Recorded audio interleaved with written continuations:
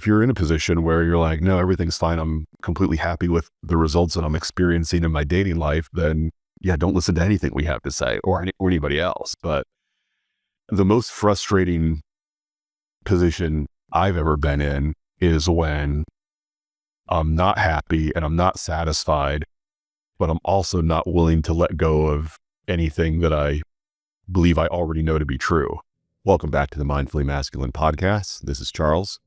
All right. In this episode, Dan and I are starting a new series. We are going to review and discuss Dating Essentials for Men by Dr. Robert Glover.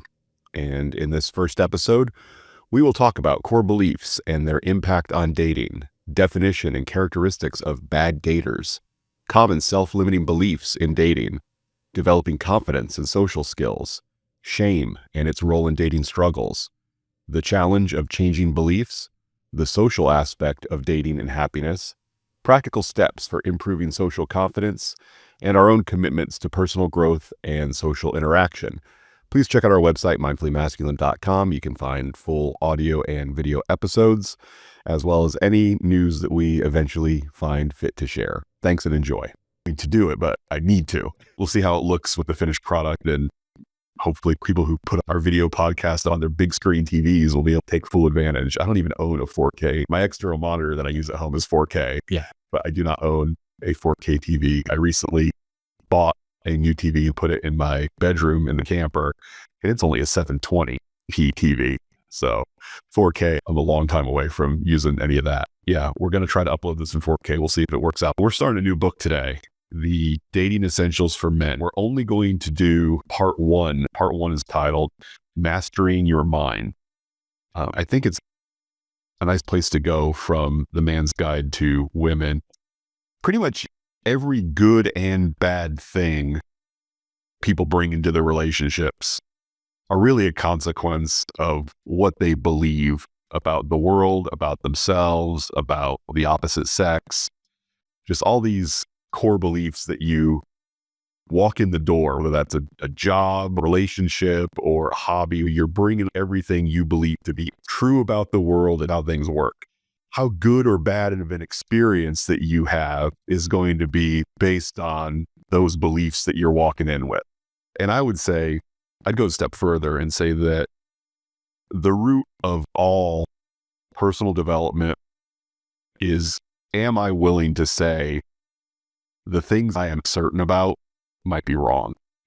If you're not willing to entertain the possibility that all the stuff that I just believe on automatic to be the fact of how the world works, I might not be right about all of it. If you're not willing to say that, I don't see how you're going to make things better, whether that's your job, your romantic relationship, your health. If you're not open to the fact I'm wrong, I don't see how things get better. When it comes to men and their romantic relationships, I think our families and our society are encouraging us to walk in with a lot of bad ideas that are not going to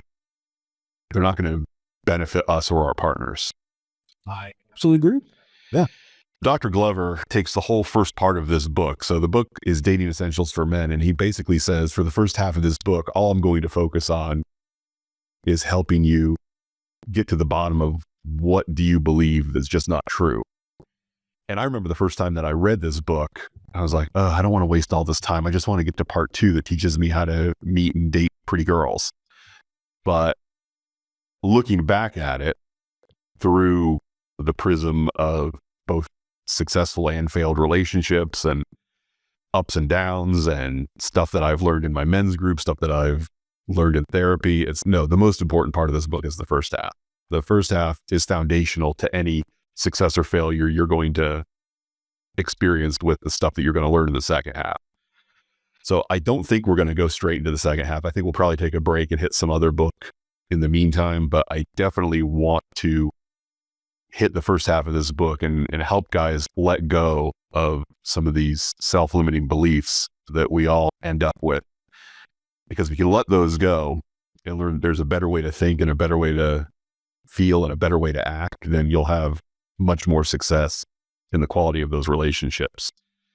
So he opens it up by talking about basically defining many men, and certainly there's a huge overlap with the men that he intended to speak to with No More Mr. Nice Guy and what he calls BDs, or bad daters.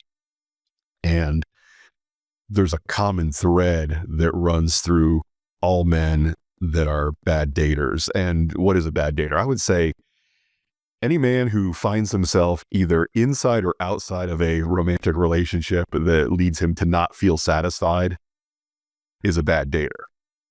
And so here are some of those characteristics. Isolation. If you find yourself the kind of person that shies away from public spaces, especially public spaces where you might be called upon to talk to strangers or people that you're not super comfortable with, maybe you've got some level of social anxiety, that can certainly contribute to you being considered a bad dater. In addition to that, someone who feels like they've got a lack of skills with dating, mating, and maybe most importantly, breaking up.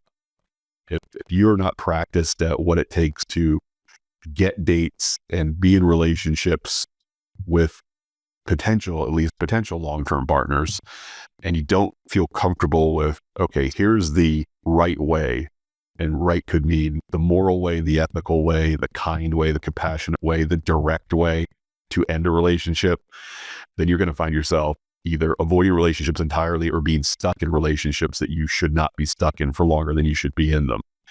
And then, we'll get into some of the specific self-limiting beliefs that are very common to men who are just not good at dating. Some of those, and we'll start with those first, some of those self-dating beliefs is this idea that, women have some sort of a radar where they can immediately look at and decide who is a good partner, bad partner, who's a winner, who's a loser. And that's just not true. Now, that's different from talking about attraction. When you walk into a room, there are going to be certain things about the way you carry yourself, the way you style yourself, that will give potential dates, potential partners, a little bit of a clue into what you might be about and what kind of things you put effort into. And that could be enough for them to not put out those signals.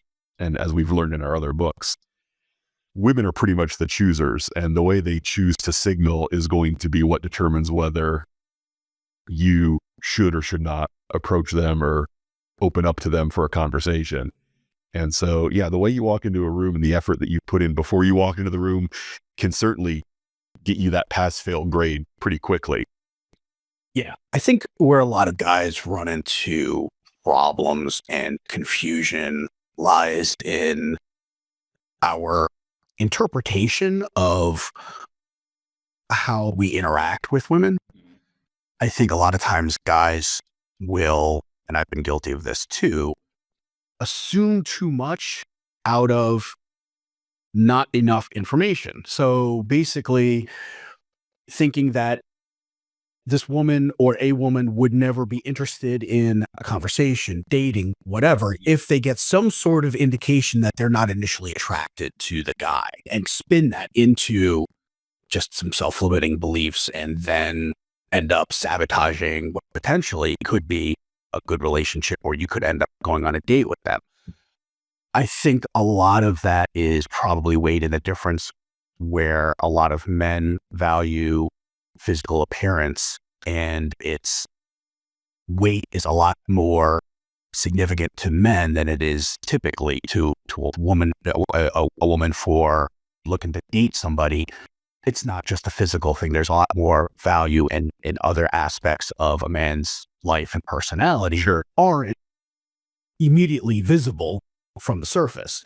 And because I think we come from different types of perspectives on attraction in terms of the weight of physical appearance versus not, I think we get confused and think, hey, because we're getting some initial indications of disinterest, that you don't stand a chance anymore. And that's not necessarily true. There's other things that you can be doing that shouldn't stop you from having that conversation and just seeing, hey, look, and not just basing your own value on an initial signal of a woman not being interested in you, right? One of the social commentators that I like a lot, or public intellectuals, Scott Galloway, he has said that one of the most important skills that young men can learn that they're not being taught by the fathers or mentors in their lives is, how do you confidently express your romantic interest in a woman that makes her feel flattered and safe? And that's certainly nothing I was ever taught how to do. And the thing that really struck me in terms of needing to put work and time and effort into this type of endeavor was when Glover summed it up, which is this whole idea of dating really has only been about in human society for the last few hundred years. And that's only in the West. Like Right. in the East, a lot of the relationships are set up by families. And so that's not something that is like born into our DNA. No, certainly. Whereas everything else, our brains, our appetite, the food that we prefer, just about everything else that we do as human beings is coming from thousands and thousands or hundreds of thousands of years of evolution and our genes dictating a lot of our behaviors and our thoughts. And so this is a new skill set. Think of it as a new technology you need to learn. Right. And we're not taught this in school, and you might pick up a little bit from looking around, from friends, from family members, or maybe online you might pick up something, but you really need to practice this, and you need to get it from a reliable source, a good source, and we think Glover is definitely one of those. Yeah, no, he's definitely got a handle on that and on this concept. And that's why, as I've said in other episodes, between the last book we did, The Man's Guide to Women, Dating Essentials for Men, and How to Be a 3% Man by Corey Wayne, those are my top three as far as what you need to know about being a successful dater. And yeah, I just looked up while you're talking, Romeo and Juliet was written by Shakespeare in 1597. The whole point of that play is, look how stupid it is to pick your partner based on who you feel love for. That's what it was like. Look how these two families are being destroyed because these two little kids decided to pursue relationships with who they loved instead of who they were supposed to marry. Yeah, look at that. And that's the thing too, is I think a lot of times that came from having multiple advisors, right? Try to take the burden and the weight off of people who might be feeling really shitty about themselves because of these self-limiting beliefs that, like, I'm not good at talking to girls. No, you're not.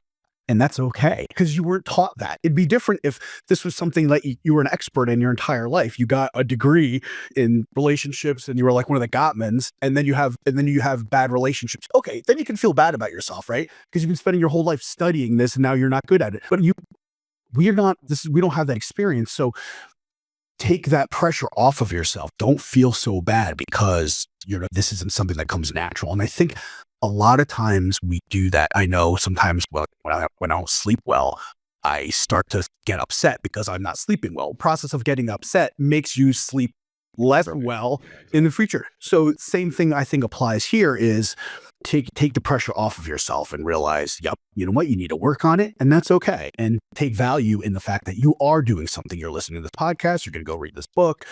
There's things that you are actively doing, and then feel good about that.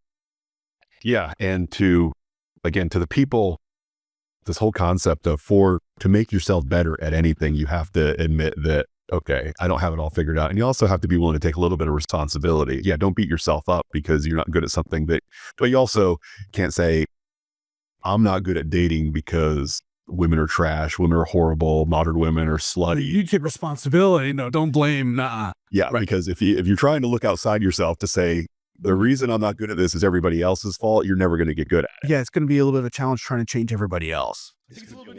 I feel like it's easier to work on yourself. Yeah, and there are good potential matches out there. There's good men, there's good women, there are good people out there that are looking to have romantic relationships of all sorts with other good partners. If you're in a position where you're like, no, everything's fine, I'm completely happy with the results that I'm experiencing in my dating life, then yeah, don't listen to anything we have to say or anybody else. But the most frustrating position I've ever been in is when I'm not happy and I'm not satisfied, but I'm also not willing to let go of anything that I believe I already know to be true. I think I've got it all figured out, but life's still not working for me. Then I must just be unlucky, or it must be everybody else's problem, or whatever. It's very hard to justify or rationalize the idea of, well, I'm not going to change anything about the way that I think, but I'm also not happy with the results that I'm getting. So therefore it must be somebody else's fault. So it sounds like you went through something like that. Sure, absolutely. So then how did you end up finding Dr. Glover's work? You told me, I legitimately forgot. Was it just a Google search, or was it like, was there something that happened, or did somebody mention or refer him to you? Because he's got a lot of stuff. I think I found No More Mr. Nice Guy. I think I found it on Reddit, where it was toward the end of my marriage and I wasn't feeling good about the way things went. And I was looking for, okay, so who's out there talking about how relationships fail and what can be done to either prevent the failure from finally happening or protect yourself so that you don't find yourself making the same mistakes or being in the same situations again. So you already had the mindset of, things were already not great. You already had the mindset of, I have it all figured out. Because if you did, you wouldn't be searching for that information. Correct. Yeah. So it's not like you're like, oh, it was all her fault and I have nothing to do with this and I'm good. I'm going to move on and try and find somebody else. There's something inside of you or something that happened where you're like, you know what?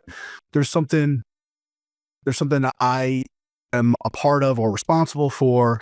And if that's the case, then that means there's something that can change. Yeah. There's a phrase that Glover quotes. It's also pretty commonly used in 12-step recovery programs, which is your best thinking is what got you here. Mm-hmm. And it's that a succinct way of saying, listen, you've tried to solve all your problems with the brain inside your skull, and here you are still having problems. So that must mean that the fixes for all your problems, they're not up here. You need other brains involved in this if you're going to come to answers that you can trust. Or information from. Correct. Yeah. Your brain is just fine. Just doesn't have the right programming just yet. Correct. Yeah. The library that exists in my head does not have a book to solve my problem. And at least it doesn't yet. It can at some point in the future, but I've had multiple relationships where things were not going well. And I tried to figure out, okay, what can I do to fix this? What can I do to make this better? And as long as I was relying on my own understanding, my own self-limiting beliefs, my own education, then I was going to be whatever little, let me try this fix, let me try that fix. It's still coming from the broken brain that got me into the problem in the first place. Yes, and you would have gotten lucky. It might have, some of that might have worked, but let me try this, let me try that. But use the shortcut for the people who have it figured out.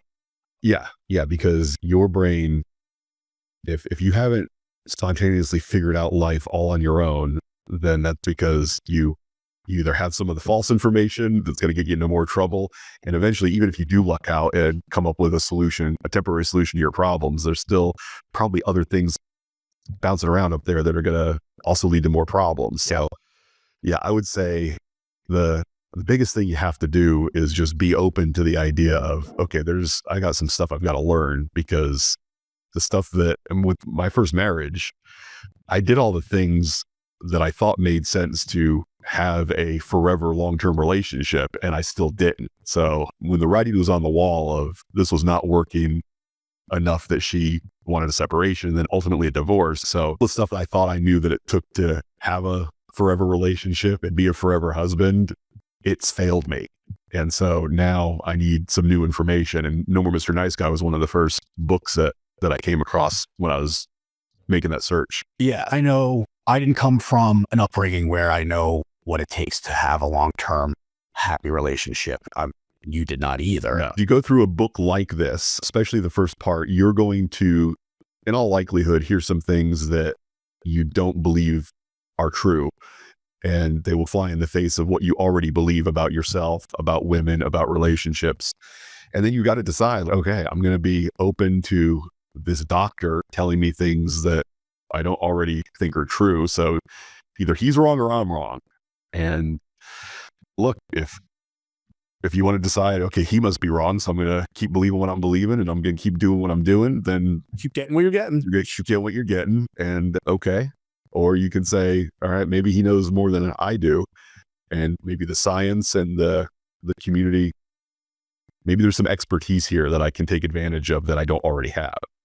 Yeah, a lot of times us as humans, we just need to be aware that we're doing something in order for it to change, right? And that's one of the benefits of this book, was he really goes very specific into a lot of detail about very common self-limiting beliefs that we either have or we have a flavor of. And sometimes it was just him just mentioning and going, oh yeah, that applies to me. Okay. Yeah. I didn't realize I was doing that. And now I'm at least open to doing something different because I'm aware that I'm aware that I'm doing it, now that I'm aware that I'm doing it, now I go, okay, I don't really like where this is going or the results I've gotten. So that in and of itself, just listening to him list out these self-limiting beliefs was, a way to open up and to realize, hey, there's some things that I'm not doing, at least in his opinion, the right way. Right. And yeah, if your results are also not what you want them to be, then that's a good indicator that there's things you could be doing better. Okay. So the big part of this chapter, which I'm glad he spent some time on this. It was one of those things that I think he said in interviews that he wished he spent more time on in No More Mr. Nice Guy, which is the idea of shame, specifically what he calls toxic shame. And this is a place that Brene Brown does a lot of work as well. And I find the way they talk about it to match up, which is good, because when somebody is talking about shame and they sound like Brene Brown, then that's probably a good indication that they're right. I like the distinction that I believe that's something that she has said in her work. Guilt is I did something wrong. Shame is I am something wrong. And guilt is good. When you feel I did something wrong, then that can prevent you from doing that wrong thing in the future. And so you and the people around you benefit from that. Where with shame of I am something wrong, that feels, any even efforts at self-improvement feel like you're throwing away good money after bad, because if there's something wrong with you inherently, why waste any time or money trying to make yourself better? Because you're just going to be wasting it. And where does that come from? So this is the tough part. That kind of shame comes from being a kid who doesn't have your needs met. And what we're not talking about, you don't have to have parents that were putting cigarettes out on you to get out of your childhood toxic shame. Your parents could have been great people who did the best they could with what they had available, but because none of us grow up in perfect family systems, we have needs that are not met. And then as kids, we try to tell ourselves a story of why, when I needed this, whether that was to be held or a warmer jacket, whatever the thing was that you needed and you didn't get it, what's the story you tell yourself about why didn't I get what I needed? And I was thinking about this on the way over this morning, where if you've been convinced of something that's not true, then you can also be convinced out of false belief. If you've been talked into or persuaded into believing something that's not true, then you could be talked out of or persuaded out of it as well. But the problem is when you're a kid and that frontal lobe has not yet been formed, there's not a lot of persuading or reasoning going on at that point. There's just feeling. You're being feeled into believing things. And so if you've been feeled into believing things about yourself and the world that are not true, you can't be reasoned or persuaded out of those beliefs. Yeah. And I think one of the reasons for that is the way our brains work is once we believe something, brains look for evidence to support that belief. Yeah, he calls it the paradigm effect. We've also, confirmation bias is another way to think about it. Right. And so then once you're initially programmed as a kid to believe these certain things, now there's time and experience that is brought into you as you age, where you're looking for those beliefs out in the real world. And so it's a lot more difficult then to take that book off the shelf that was initially put on there, because you've found evidence in the real world. Whereas before you didn't have that to actually, like you said, evaluate and decide this isn't accurate for me. And the more time we go on believing these things, and that's the whole can't teach an old dog new tricks. That's I think that's what leads to that expression is we've been doing something the same way for so long. It's very difficult to undo that. Yeah. And that's where, again, it comes in to how do those ideas and beliefs come in and how do they get out? And the way they come in has to be the way that they come out, which again, when you're a small enough kid, some of this stuff happened to you before you were even verbal, much less before you had a reasoning mind. And you grew up feeling, oh, I'm worthless. Somebody coming along and saying, no, you're not worthless. You're worth a lot, and giving you a thumbs up. That's not going to undo what happened. And that's where other less convenient, more difficult things come in, like therapy and like recovery groups. And you have to feel your way out of those beliefs, not just be talked out of. And yeah, it all often does start with dialogue. You have to have conversations, but it's not just about the conversations, not just about being convinced. It's about feeling what you need to feel that you didn't feel back then so that you can move forward. And that takes a lot of work. And it takes a lot of work that some people, not just men, but men and women, they never get to the point where they decide, okay, I'm going to put in the work. I'm not going to accept that the things banging around in my skull are what's causing me to not have what I want in life. I'm going to just move on to the next thing, the next job, the next relationship, the next state that I want to live in, the next country I want to live in, whatever it is. You can just find lots of ways to run away from your problems. But if your problems are in here, they're going to find you. Yeah, and that's one of the reasons why a lot of people have to hit rock bottom, because they feel worse keeping on doing the same thing that they've been struggling with. That feels now worse than putting in the effort to make the change and doing something differently. And you're right, it does take a lot of work, time, and effort, and people don't want to do that. Humans and our brains, we're always trying to conserve energy. So it needs to be really motivating. And sometimes it's got to be that pain level of feeling all of the bad, horrible feelings that will actually get you to actually take action. That will stick into in a meaningful way. Which is one of the things in modern times that makes this even harder to get over, is because the rock bottom is harder to hit, especially when it comes to things like loneliness, because there are so many poor facsimiles of love that you can find now, or ways to dull yourself from the pain of not having those things, makes it harder to hit that rock bottom, because no matter how lonely you are, you can find moving pictures and sound of a woman who is making you feel things that feel like intimacy, feel like sex, feel like whatever. And yeah, you've got that. You've got drugs and alcohol. You've got the stimulation from TV shows and video games. There's a lot of things that when you start feeling bad about yourself, you can distract yourself from those bad feelings. And that could often stop you from making these big changes that you need to make. And the other thing is, yeah, because of that paradigm effect or that confirmation bias, every time you think about going out and trying something new, meeting new friends, meeting new ladies, whatever it is, that voice in your head can say, just don't bother, just stay home. You can have more fun if binge the new Netflix show or download the latest game for your Xbox or your PS5 or whatever, and say, you know what, I'll just not risk something new, because again, you've got this idea that what's in it for me? What's in it for me to go put myself out there and try to meet somebody new, or try to go to a new activity or new whatever? I'm just going to meet people who don't think I'm good enough, and I'm not going to get anything from them that I need anyway. So it can be tough. And I'm a bit of a homebody myself. And so not just in the dating space, but just do I really want to shower, shave, get dressed up and go do something new at a new place? Even it's as simple as trying new restaurants, where it's like, there's so many places around that I know that I like already. Why would I want to go risk trying some new place where I may be disappointed? And yeah, it really does come down to, do I want to take on the identity of somebody who risks new things, who risks the disappointment of a new thing? Because my world can get bigger when it does work out.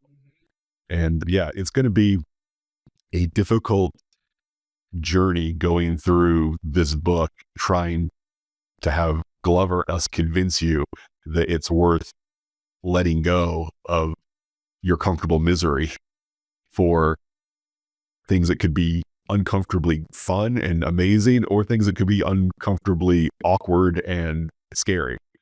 But that's what we're going to do. So we're going to go through and try to challenge some of those self-limiting beliefs about all the ways you don't think you're enough for the next relationship or the next new thing we want you to try. And you and I are already in relationships, but I'm going to try to go through some of these things. And one of the biggest things that he talks about is spend more time being in places where people are, and Change your route, linger in public. yeah. And that's one thing I need to definitely do more of, because yeah, not only for just being more social. And one of the things Dr. Glover says in his interviews, I don't know if he says it directly in this book, but he also says, I'm not trying to get men more sex or even love. What I'm trying to do is get men to be more social.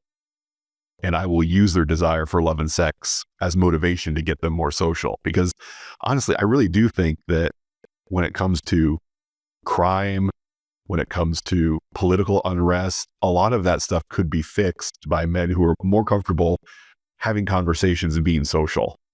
I just read there's a Harvard Medical School, I think it was medical school study. They've tracked people since 1938, and they've tracked kids of these people, and they're looking for like indications of longevity. And they said, by far, it's clearly and significant. The biggest indicator of the longest lifespan is your social connections. More than diet, more than exercise, more than genetics, anything else.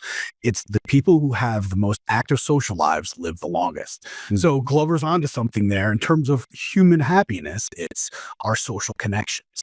And basically he is selling people what they want, right? Which is a book on dating, but he's giving them what they need, which is the self-confidence and the awareness that being social and having these social connections is essential to happiness and fulfillment.